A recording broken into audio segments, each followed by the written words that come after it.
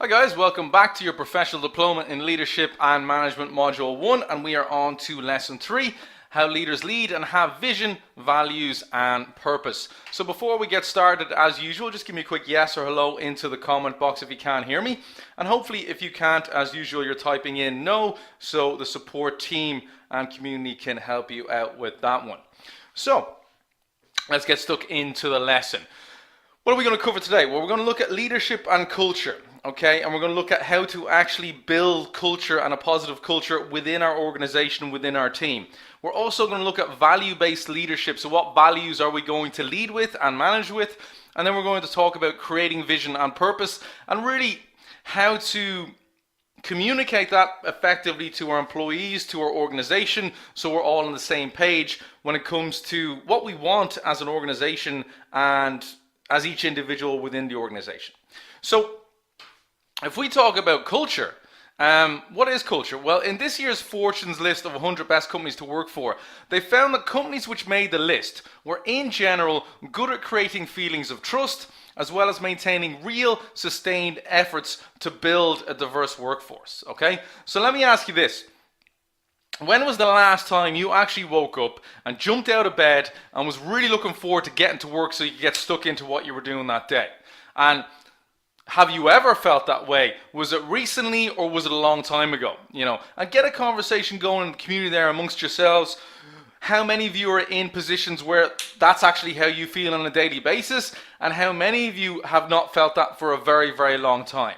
Okay, so what we really want is for every single one of our employees to wake up like that and look forward to coming into work. That's what we're talking about when we're talking about company culture and a positive company culture. So there's 6 main areas we need to develop within the organization to build a positive company culture. And if you think back on maybe your past jobs or even your current job at the moment, think about how many of the following does your company actually do of these 6 things. The first one is build trust. Okay, have you worked for or do you work for a company that creates trust within you? Okay, so as an employee, as a manager, as a leader, whatever level of the organization you're at, do you trust the company? Do you feel valued? And, do you agree with the vision that they have and the direction they're taking? So from day one, did you have that trust, or was this something that was built over time? All right. The second thing we need to look at is engagement. Okay, so Stephen Booth, who's the CEO of Baird and was ranked number 4, says, without a doubt, our greatest advantage is our employee-owned business model. Every Baird associate has the opportunity to become a shareholder, and 67% of our associates currently are. This means that our associates are engaged and have a stake in the business, so if the company succeeds, they succeed. And that's what we mean by engagement, is your company actually engaging you to want the business to succeed. Are you going to benefit the more the business succeeds? And do you see how you're going to benefit the more the business succeeds? And that's a really important thing, which a lot of businesses don't do. They kind of just tell you what you should be doing, and they say, look, if you perform, we might give you this much when it comes to rewards or recognition, but they really don't engage with you with the overall plan of the business and what they're trying to do when it comes to their customers, or really when it comes to what they're trying to build value in whatever they're selling, whether it be goods or services. Okay, so engagement, we really want to engage our employees, we really want to engage our team, whatever level we're at. We want to make sure that the people who are working with us and towards the same goal not only feel like they have to work towards it, but also want to work towards it. Okay? The third one is valued. Do you now or have you ever felt valued in a company? So James Goodnight, the CEO of SAS, ranked number 15, says we want our employees to wake up every morning and be excited about coming to work. If they feel valued and as though they're making a difference, they will make a difference. We believe that happy and healthy people have a passionate engagement in life and bring that to work. That's why we've stayed focused on every aspect of the employee experience, from inspiring work to the freedom to take chances to do extraordinary work environment. All right. Now, I'm a big believer in this as well, and you really have to make the people that work for you feel valued. For me, when I ran the personal training studio or when I ran the sales office, It was always about making sure that the people who worked for me knew that I really appreciated the work they did. And I also wanted them to know that they can come to me if they need help, and it's not going to be a situation where I'm going to give them a hard time because they're struggling. For me, it's always about developing them and helping them do better, and even if they're not going to stay with me forever. And this was the one thing I always said, look, some organizations, people can only get to a certain point and then they may move on. But where's the harm in helping them to develop so they can move on?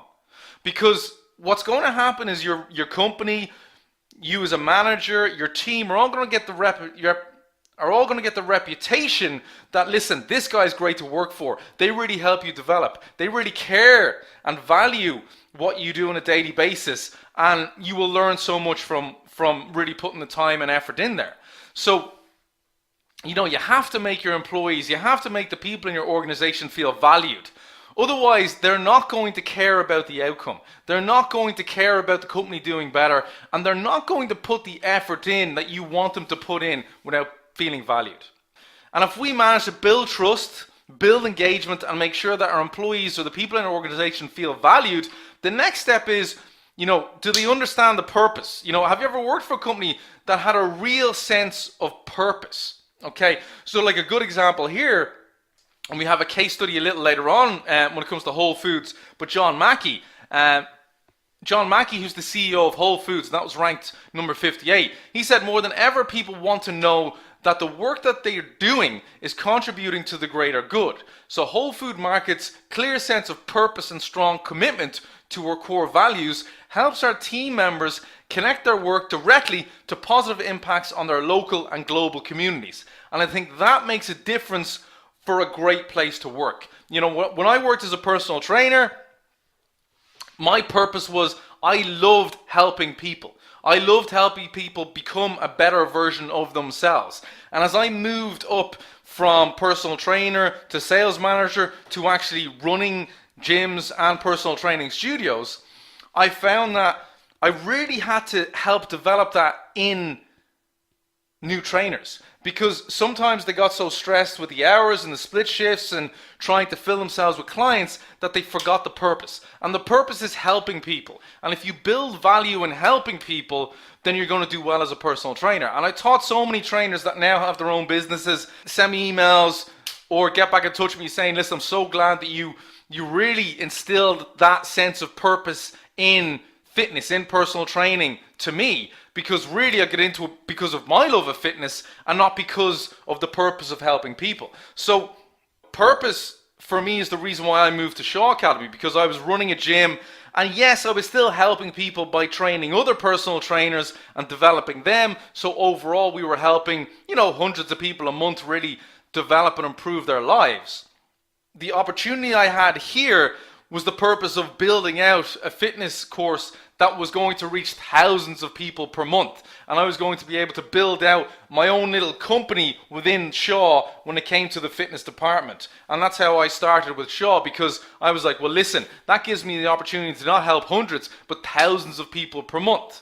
And that's still what I love about Shaw, because for me, that purpose of being able to spread my message, get 1% better every day and enjoy the process to as many people as possible so they can improve their personal and professional careers on a daily basis and improve their life and the people around them, is why I'm here. That is the real reason why I'm here. All the other stuff is a bonus. The company culture, the people I work for, the fact that pretty much I can run the courses the way I want to run them, like my own business, they're all just bonuses compared to the purpose of me being able to help people on a daily basis. So consciousness. Have you ever been in a company where you were conscious of the business succeeding and its wider impact on society? So again, my example here would actually be my current role in Shaw Academy, because every single person in Shaw Academy, from educator to support staff to janitor to administration to HR, are all very aware of the consciousness of the business, are all very conscious of our purpose and what we're doing. And that's to provide great education accessibly and affordably to everyone on the planet, so we can help improve lives. And, really every company culture should have that. Every single person should be conscious of really what the business is trying to do. Because if they're not, what are they doing really?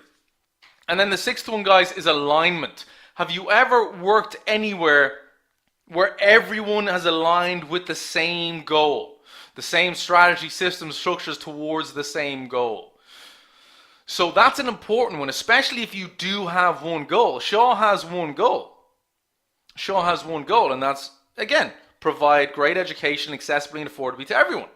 So that's our one goal. So no matter what we're doing in the organization, it is always aligned towards that goal. And I think most companies, unless you're selling 50 products, can still have that one single alignment, one single vision, and it's just about the leaders and managers really communicating that across to all the other associates or members or employees, whatever you want to call the people in your organization, so we can all be very aware of the purpose of why we're coming in every day. And the reason why these 6 things are so important, guys, the reason why these 6 things are so important is because we want every single member, associate, employee, again, whatever you want to call them, to wake up every day and look forward to coming into work. Look forward to coming into work, look forward to seeing the people they work with, look forward to working towards that purpose and really understand why we're doing it. You know? Because otherwise, what are we doing? One of my favorites from Gary Vee is if you live for the weekends and vacations, your stuff is broken. Now, he doesn't say stuff, he says another word that I can't say, but you get the gist. Okay, and I think it's a very good point, because when you think about it, if you are living for the weekends and your vacations and you're just dreading Monday to Friday, you know, what are you doing in that role? What are you actually doing in that job? And you know, it's easily one of my favorite quotes for me, because it's one of the biggest indicators when I'm in a job whether I'm going to be successful in that role and whether I'm going to stay in that role. You know, you should be waking up every day just massively looking forward to getting into work, getting stuck into your purpose, and enjoying what you do on a daily basis. And if you don't, you really have 3 options. You need to go back in on Monday morning and decide, look, I need to find my purpose again in this role, and I need to re-engage with management and organization to make sure that we're all very clear on what we're doing, because otherwise I'm not motivated to do anything here. That's your first choice. Your second choice is to sit down and plan and structure a personal development plan towards a role in that company or another industry that you want to be in. And you just form out that plan and you work towards that plan. Or thirdly, you plan your exit and move on to a different role if you know for a fact that that company does not have the culture and the values and the purpose and the alignment that you want to work for. So there's your 3 choices, guys. You're either going to find purpose in your current role again and re-engage with management.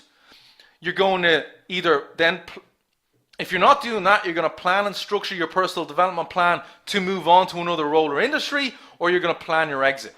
They're your only 3 choices. Otherwise, what are you going to do for the next 40 years? Wake up every day and dread Monday and look forward to Friday? Because your stuff's broken if that's what you're doing, guys. So let's take a couple of good case study examples. Okay, so there is a critical connection between purpose-driven culture and business success, I think. I think if we're very, very aware of the purpose and alignment and values of the company, then I think we're all going to do better. And this is what I want to talk about, Whole Foods being a force for good. So John Mackey, the co-founder and co-CEO of Whole Foods Markets, contends that companies with a conscious culture and a higher purpose inspire employees to reach their greatest potential. And I'm a big believer in this.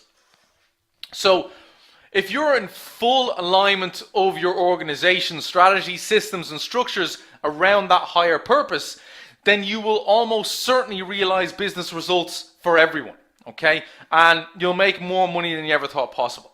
So John Mackey urges leaders to think outside the box and find a higher inspiration for their business. So he calls it being a force for good.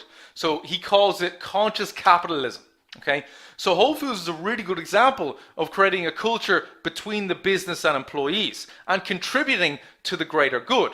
So there is a clear sense of purpose, okay?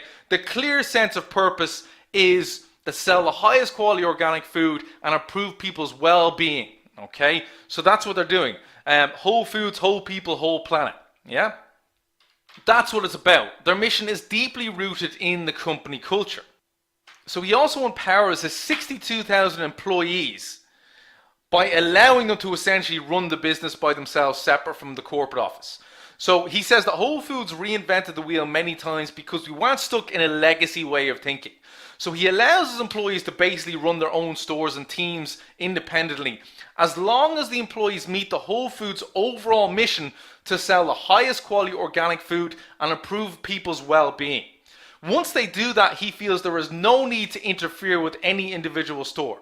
And that mission is deeply rooted in the company culture. And he says having a strong purpose and mission attracted a lot of idealistic people who probably wouldn't have worked for a traditional grocery store. So he says that his aha kind of light bulb moment was back in Memorial Day in 1981 when floodwaters ravaged Whole Foods Market's original store, and it damaged all the equipment, pretty much wiping out all the inventory. Okay, now the store had no insurance, no savings, had no warehoused inventory, but what did happen was customers and neighbours joined staff members to clean up and repair the damage. And then as creditors and vendors and investors provided a breathing room for Whole Foods to reopen 28 days later. Now, if Whole Foods hadn't have contributed to the greater good for their local communities, I don't think that would have happened. And then 34 years later, when serious flooding ravaged Austin, Texas in around May 26, 2015, Whole Foods Markets offered zero interest loans to their neighboring businesses that were damaged in the Memorial Day flooding. So the company allocated $1 million for loans, which he made available to businesses in the Shoal Creek flood zone. So he said when he did that we only survived in 1981 because of the outpouring in love from local businesses, customers, neighbours, supplier partners and dedicated team members. And now, 34 years later and 419 stores later, we are able to return the favour to Austin and pay it forward to help the current generation of local businesses hurt by recent flooding.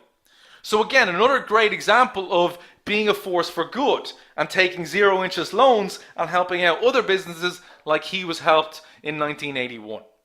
Now I know there was a bit of controversy around the weighing of their organic produce, and then they were eventually bought by Amazon over the past couple of years. But for a very long time, from 1981 up until 2015, there was nothing but amazing press for Whole Foods, and they grew exponentially up until that point. So guys, I think Whole Foods, as you can see, is a brilliant example of how, if you're being a force for good, if you have a positive company culture, if you have values and a goal with one single vision in alignment with all of the people in your organization, then they will do the work for you and will help the business grow exponentially. Because that force for good and that conscious capitalism help them succeed and realize business results and business success over 34 years. Okay guys, so let's look at another example. Let's look at Netflix. Okay, so Netflix, what's the culture in Netflix? Well, Netflix is fond of saying it hires only fully formed adults, and the company treats them as such by bestowing with them great amounts of freedom so they can take risks and innovate without being bogged down by process. So all employees are given freedom and responsibility over their role. Now, John Conchuti, who spent 13 years in the company and left in 2012, he was an engineer in Netflix, said that Netflix assumes that you have amazing judgment. Okay, and judgment is the solution for almost every ambiguous problem, not process. Sam Stern, a senior customer experience analyst at Forrester Research, says if you trust and empower people and give them a chance to rise to the higher expectations, the vast majority of people are able to do it. So what Netflix do when you start is essentially give you all of this trust and freedom. And they'll give you a project and they'll say, look, we don't know how you're going to do it. We don't really care how you're going to do it. We don't even care how many hours you work for it. But what we want is the solution. Okay, what we want is the product solution. Now, the flip side of all this power is that people are expected to work at a super high level or be quickly shown the door at Netflix with a generous severance package. So, even though the culture is very much about freedom and responsibility, it is also highly pressurized because you are expected to really perform at a very high level. Now, there is a clear sense of purpose in Netflix, and that is to provide a high quality streaming service along with creating the best in-house TV, films and documentaries. Now, Netflix has had to reinvent its business model a number of times, because they were the first online DVD rental service, which then moved into a streaming service. Then they moved into TV production and distribution with their own original series like House of Cards, The Ozark, 13 Reasons Why, Mindhunter, and Stranger Things. So that culture has allowed them to successfully change business models as they've needed to year on year out to become the most successful and biggest streaming service worldwide. Now, another part of their culture is hard work is not relevant.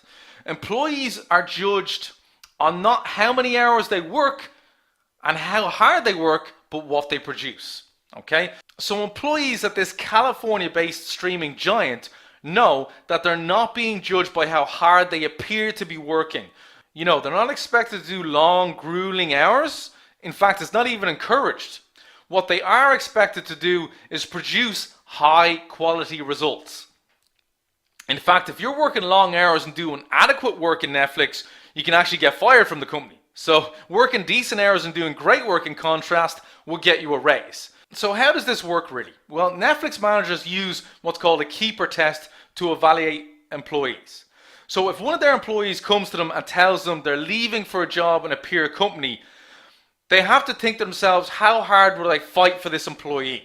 If the answer is no, then Netflix will put the person out to pasture. Okay?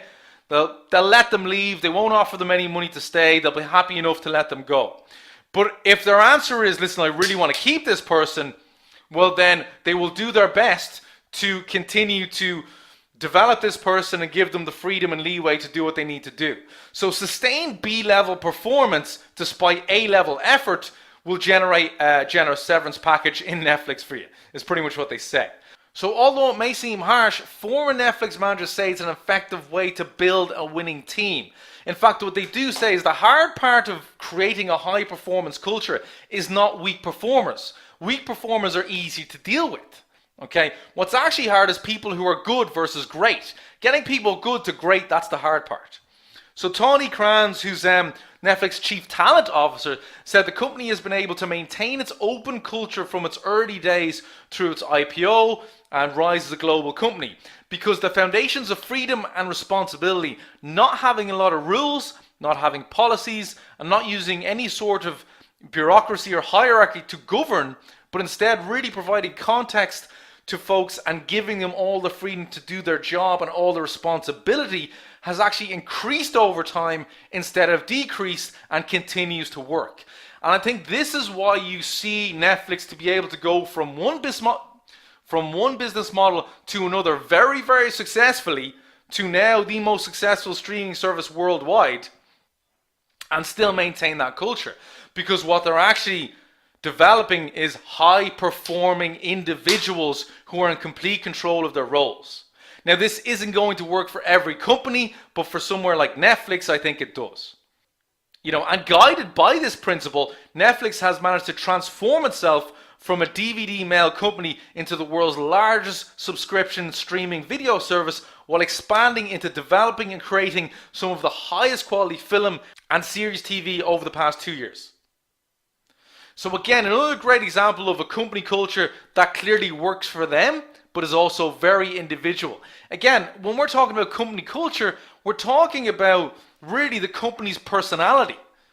So every single kind of company personality, company culture can be different. It's whether it works, okay?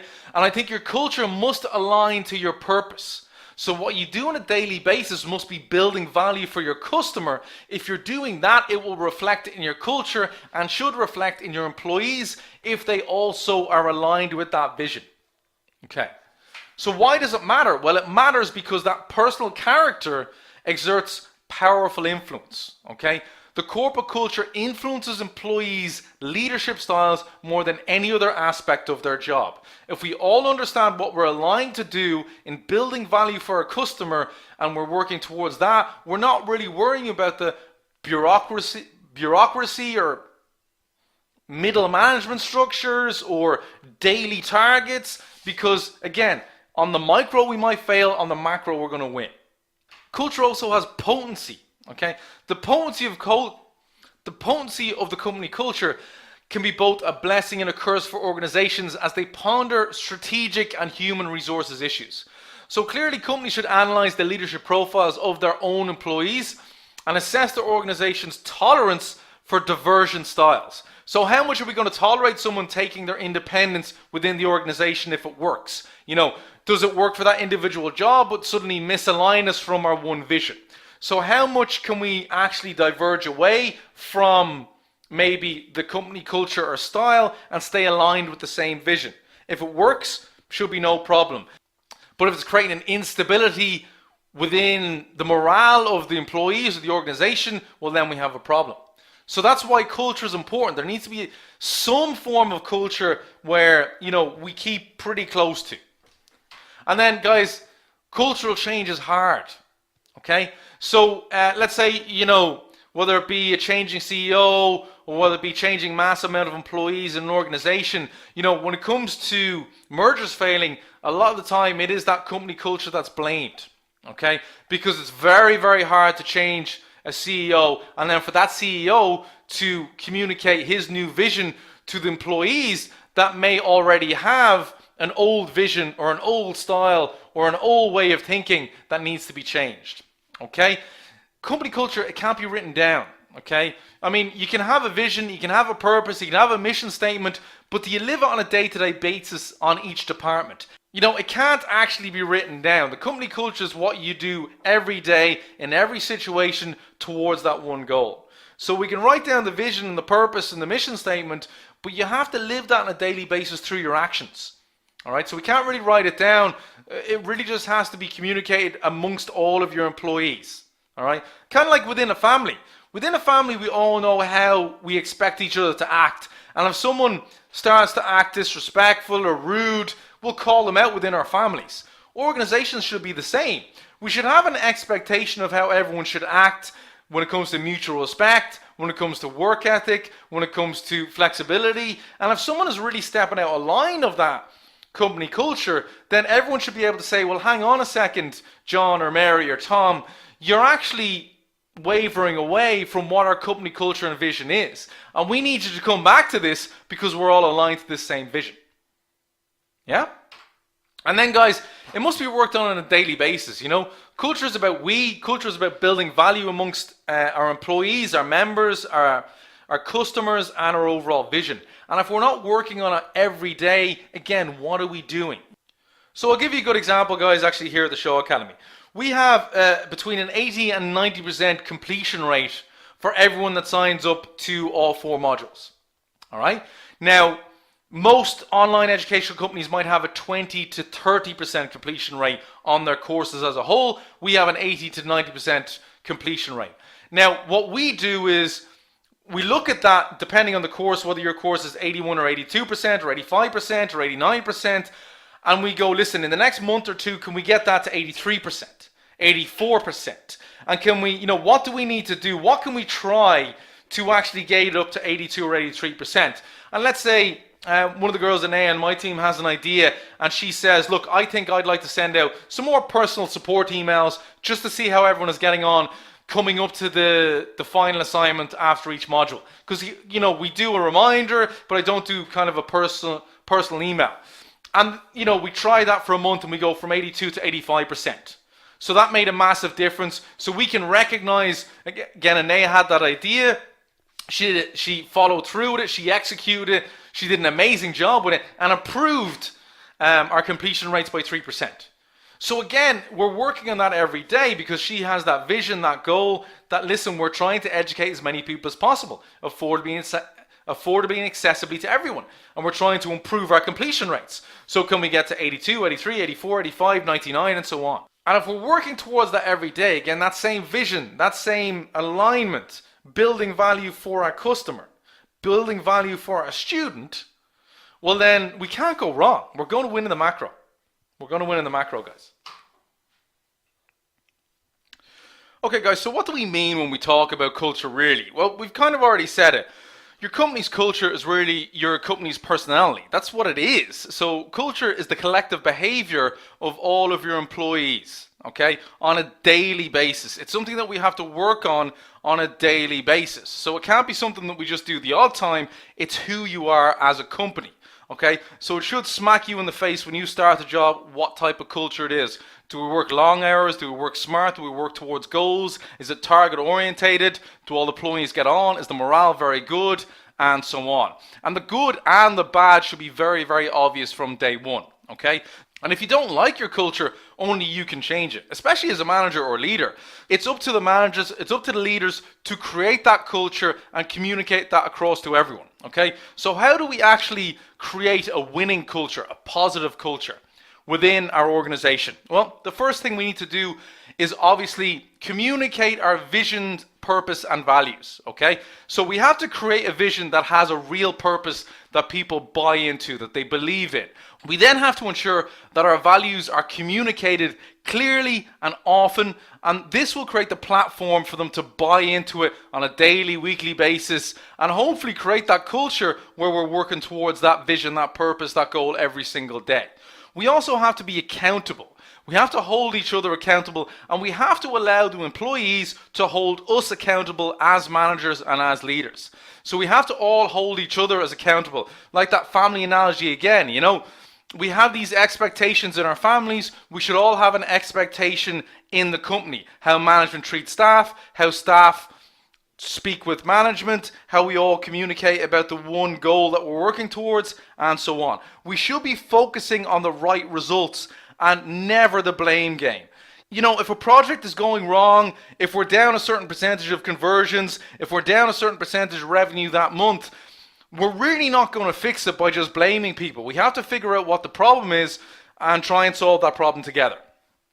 Okay, the other thing we have to do is build trust. Now, it's a big one. Building trust, setting consistent priorities and goals that our employees can reach and be rewarded and recognized for. We have to be transparent in our communications to the floor staff, to our team, to our organization, and we have to recognize the right behaviors. Keep pointing them out on a daily basis, on a weekly basis, on a monthly basis, whatever way you want to do it, whether it be in your morning huddles, whether it be in town halls, whether it be in employee of the month type stuff.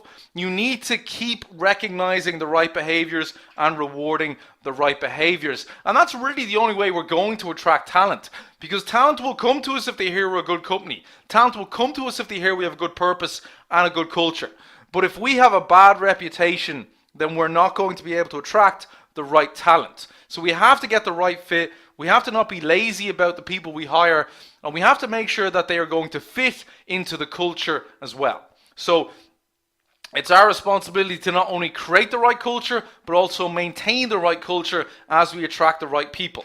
Now, encouragement. So if we look at the Netflix model again, they're giving complete freedom to do their jobs. Complete trust and freedom to do their jobs, but then there is obviously an expectation of high performance and results.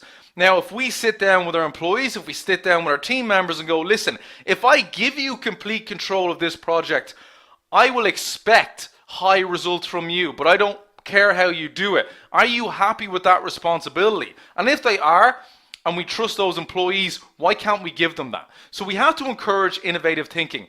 We have to encourage time for critical thinking and planning, and we have to allow them to collaborate with other staff and other colleagues if they feel it is going to help and benefit the department, the organization, or the goals we're working towards. And lastly, guys, we have to make sure that we're taking action and addressing the wrong behaviors. If we see wrong behaviors, we have to take action. We have to take the person aside. We have to ask them if their actions match the company values. Do they think it matches the company values? And if they don't see it, simply give them more training and coaching. And if they're just not living it and just don't believe it anymore and are affecting the morale of the rest of the team, then maybe it's time for them to move on. And maybe you need to communicate this to them, okay? Because it really is about having a shared vision, purpose, and value. And if we don't have that and people aren't living that on a daily basis, we're going to have trouble developing that winning culture, okay? It's not going to happen overnight, guys. It's going to take time. So complaining is easy, but executing is hard. Another great one from Gary Vee. We know that nothing happens overnight. Great leaders are great leaders because they can lead in choppy, stormy waters. Okay? Anyone can hold a helm when the sea is calm. Anyone. We can get anyone to be a manager or leader when everything's going right. But great leaders, great managers are able to calm the situation, calm everyone down, and lead them through the troublesome waters. Okay, so let's look at that, and let's look at value-based leadership. The starting point is you have to be able to lead yourself. You have to know yourself. If you can't lead yourself, how will you ever be able to lead others? Okay, so the first thing great leaders do is they allow time for self-reflection. So they identify what matters most to them, they find out what they stand for, and they discover what their values are. So obviously you're not going to go work for a company and work for an organization if you really know what your values are, if that organization has values completely against what you believe in. So obviously you're going to go and work for somewhere that has and matches those values. Okay. Secondly, leaders are open-minded. They can see things from different perspectives. They can ask for different viewpoints. They consider all sides of all opinions. They can walk in other people's shoes. They get down onto the shop floor or down with the standard employee and work with them. Okay, work with them as peers. You know, I mean, I always think great leaders, you never see their authority. You know, they never impose any of their authority. They're just there to help. That's it. They're there to help, and they lead everyone through. Okay? The third thing they do is leaders have confidence. They accept exactly who they are and exactly who you are. You know, great leaders, great managers are never threatened by how good you are or how talented you are or how well you're performing. Because all that is a reflection on them if they're the ones that brought that out in you. It's the weak managers, the poor managers that are in it for themselves that get threatened by people who are good. Okay? So leaders, good leaders have confidence. Okay? They recognize your strengths and your weaknesses, and they help you improve, grow, and develop your weaknesses into those strengths. And then great leaders are humble, guys. They never forget who they are, who you are. They treat everyone the same. They value each person who works for them. Every single person. Again, from the janitor to the floor staff to the CEO. They respect everyone the exact same. All right? They treat everyone with respect. Okay? So value-based leadership is based on the notion that personal and organizational values are aligned. A company's mission, vision, strategy, performance, measures, incentive programs, procedures, and values are all a representation of the leader's ethics and values. So obviously if you start your own business or you run your own business, you want to make sure that your values are very clear amongst the organization, because that business is most likely based around your values. So value-based leadership is making sure that you're doing all these things, but also communicating effectively your values to your staff and your organization so the right people are involved. Yeah? And I think if you do that, you'll get the right people involved. If we don't communicate this effectively, this is sometimes how you can end up with the wrong people in the wrong positions. So how do you practice value-based leadership, guys? Well, very, very simply. Okay, we do 4 things. We lead by example, we communicate often and effectively, we recognize effort, and we walk the talk. Simple as that. So when we lead by example, people prefer to be led and not managed. So be consistent in everything you do. If your staff see you doing the right things all the time, there's a good chance they will do them as well. And make sure you coach and develop those who need it by showing a willingness to develop those around you through learning, developing, and through example. All right? Communicate often. Communicate your values and vision on a daily basis if you need to. You know, across all forms. Talking with individual employees, talking as a group, in morning meetings, in monthly meetings, in town halls, and emails. Frequently make it very clear what the company values are and how well people are doing working towards them, and maybe what the next step we need to do is. Yeah? Make sure you're always recognizing effort. We talked about this in the last lesson. Recognize effort. We all want to matter. It reinforces the right behaviors, so have fun with it, reward it a little bit as well, and make sure that that really is very much part of our culture, recognizing everyone that makes the effort. And walk the talk, show integrity, be accountable to your staff, be accountable to your team, and always treat everyone fairly. Always. What will absolutely kill morale if you have 3 or 4 of your best buddies in management and you talk to no one else on the floor. All right? As a leader, as a manager, you should be, again, making sure that people who are getting promoted are there for the right reasons. Okay? It's because they worked hard. It's because they're the right people for the job and nothing to do with favoritism. This is a company, we're not hanging out. Okay? Be professional, be ethical, be accountable, and treat everyone fairly. And I think if we do this and we practice this on a daily basis, it's really only going to positively affect your employees' morale, your employees' productivity, and really your employees' buy-in to your values, your vision, and your purpose. Because if they don't buy into the vision, the value, or the purpose, you are never going to get out of them what you want to get out of them. Okay? They have to buy into your vision. And you have to align that vision for everyone in what we do on a daily basis. And if you're doing this, I think it's very, very easy to do that. Okay? So the bottom line, the role of leadership is to add value to other people. The true measure of leadership is influence. Thus, a great leader must have the ability to change the attitude or behaviors of others. Yeah, we all good, guys? You get that? You understand why it's so important now to practice that value-based leadership? Okay, perfect.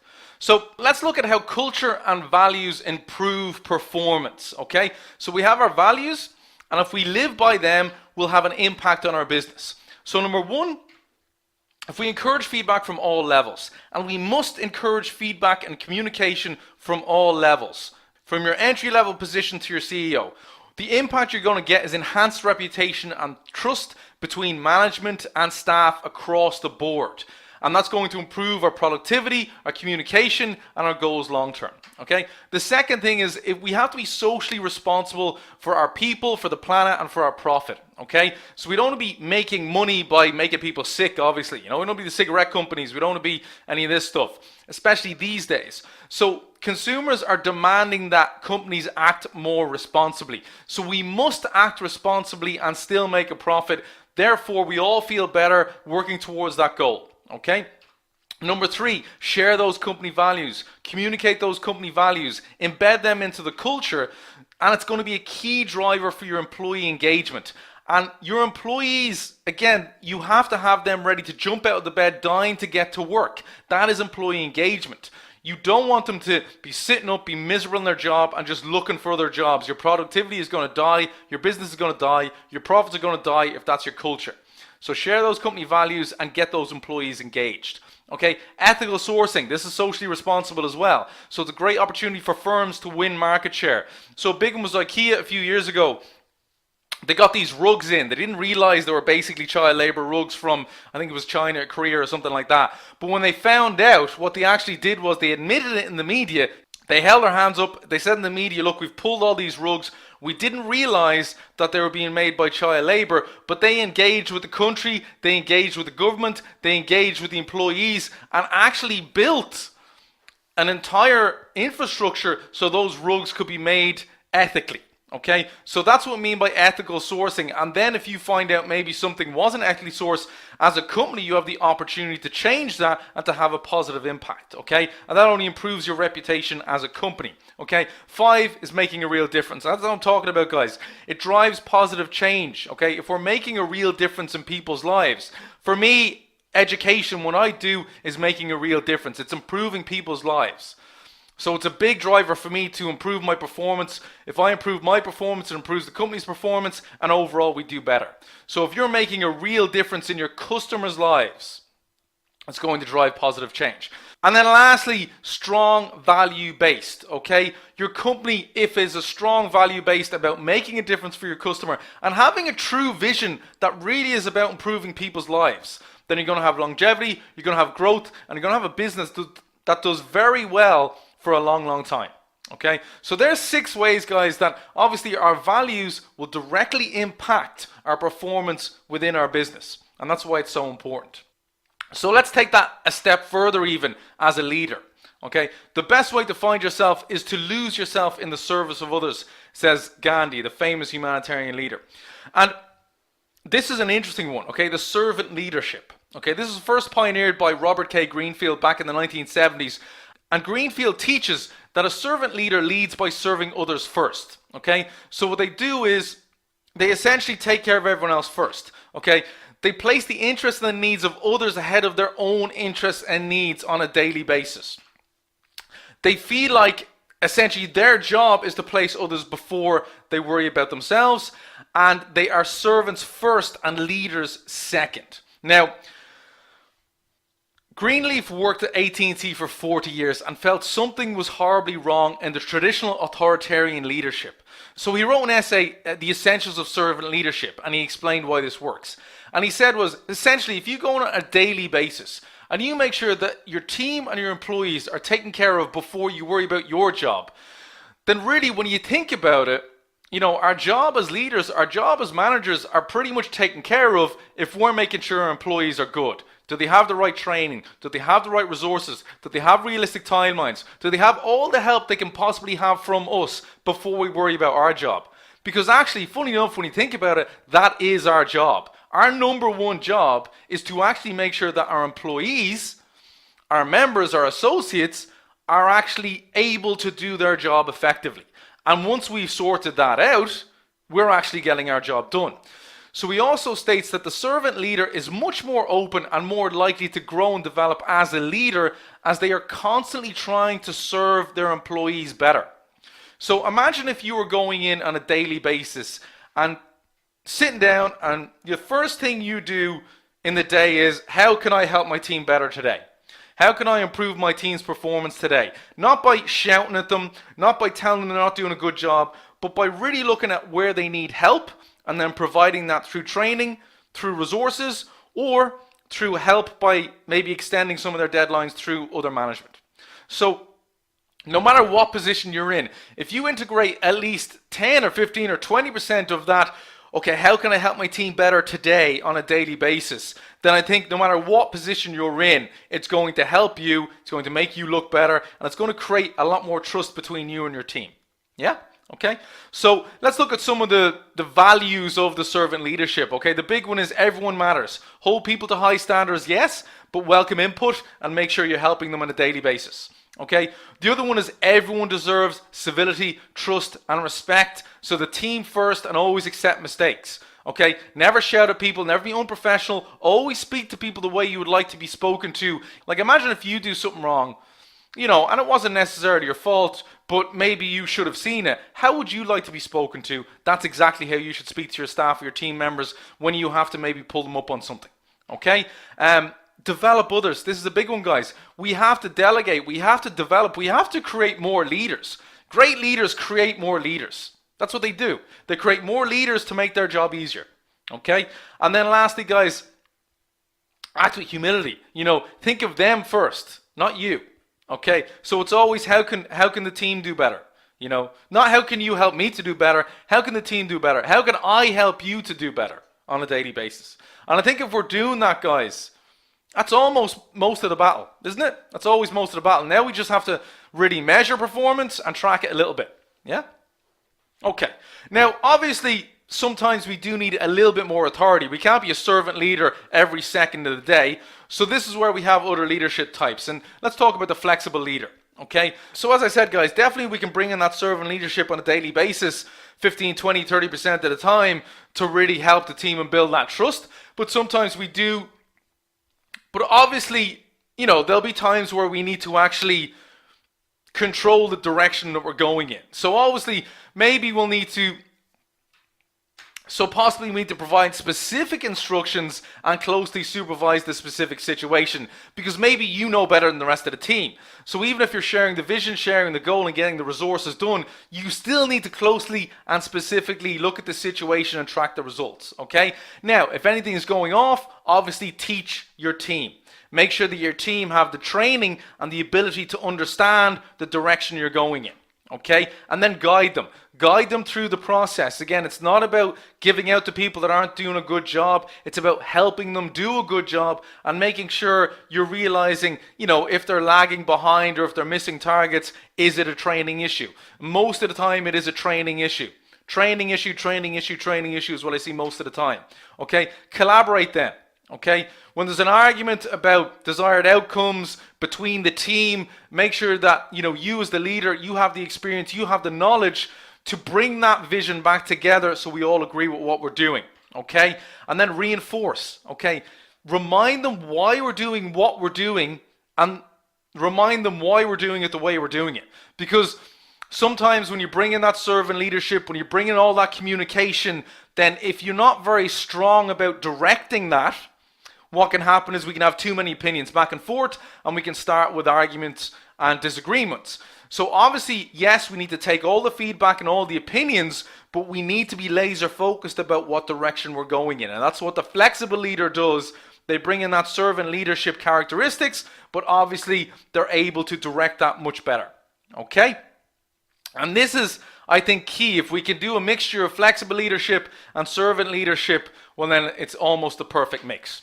Alright guys, so in order to apply a flexible leadership style, you must first understand the way each of your team members works best. Alright, that's another one as well. So obviously everyone's not going to work the same, and again, you can apply all of the skills and the competencies you have when it comes to communicating with them and directing them into the right vision, not necessarily identically, but individually for each team member. Yeah? Okay, perfect guys. So hopefully that makes sense. A nice mix of flexible leadership and servant leadership, I think, is pretty perfect for a lot of positions. All right. And lastly, guys, to wrap up this lesson, let's have a look at our mission, our vision, our values, our purpose again, and what's the most important. Okay, what's the most important? So let's go through it. So we have our mission. So our mission is our mission statement that essentially defines the company's business, its objectives, and its approach to reach those objectives. So that was the main goal when we started that company. Yeah. And then, of course, we have our vision. A vision statement describes the desired future position of the company. So our mission is here, our vision is there, and in the middle, we have our values. Our values of the organization are going to help us with our daily purpose. It's going to express the organization's impact on the lives of our customers and why we do what we do on a daily basis. Now, which do you think is most important out of those four? What do you think? Get a little conversation going amongst yourselves there, guys. I haven't asked the question for a couple of minutes. What do you think is most important? Is it a trick question? Of course it's a trick question. They're all very, very important. Okay? They're all very important. We have our mission statement, and that articulates essentially who we are and what we value and what we're about. So managers are given goals and objectives to measure on a daily basis to succeed based on that mission statement. Okay? Based on that mission statement. Then we have our vision statement, which really explains where we want to go, what we want to be in 5 years and 10 years and 15 years as a company. Now, when we combine these two things and we bring our values in, that's how we get our purpose. Okay, so we take our mission statement, we take our vision statement, we bring in our culture and our company values, and that's what we're going to get. We're going to get our purpose on a daily basis. Now you guys, as leaders, as managers, have to take these three and then communicate an effective strategy to all. Okay? This is how we will achieve vision. This is how we impact our productivity and our culture on a daily basis and for our customers. Okay? So we take our mission statement, our vision statement, combine them, we get our purpose, we communicate that to our employees, and then we build on that with culture on a daily basis. We keep that company culture always towards that one goal. Trust employees, train them, give them the resources, give them support, and then all you have to do is direct them and your job's done, isn't it? Sound simple? That's because it is. So guys, we're going to wrap up that lesson there, but congratulations on completing lesson 3. Hopefully you're seeing your skills develop every